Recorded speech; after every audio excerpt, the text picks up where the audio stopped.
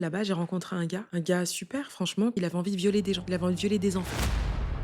Avec, une église, que je fréquentais, elles avaient, pour but d'aller dans les prisons et je suis partie avec eux et en fait, là-bas, j'ai rencontré un gars super franchement que et je lui demandais: «Mais qu'est-ce que tu fais là?» Il m'explique que c'est lui qui s'est dénoncé tout seul parce qu'en fait, il avait envie de violer des gens, il avait envie de violer des enfants et je lui dis: «Mais comment tu peux faire ça? Moi, j'ai subi ça, donc moi, je pète un câble». Je lui dis: «Mais comment tu peux faire ça?» Et il m'explique en gros que lui, pareil, de ses 4 ans, mais lui, ça a duré jusqu'à ses 14 ans, jusqu'à ce que, ben, du coup, que son beau-père, bah, il l'intéresse plus, bah, du coup, le violait et lui faisait croire que c'était normal. Ouais, c'est une séquelle psychologique, en Voilà fait. et en fait, quand il a compris, il a voulu se suicider et du coup, en fait, il s'est dénoncé pour pas passer à l'acte et le temps qu'on l'a mis en prison, ça lui a permis de parler à sa sœur, parler à sa mère et sa mère lui a dit: «Ouais, je te crois pas», bref et il me dit: «De toute façon, dès que je sors, moi, je me tue».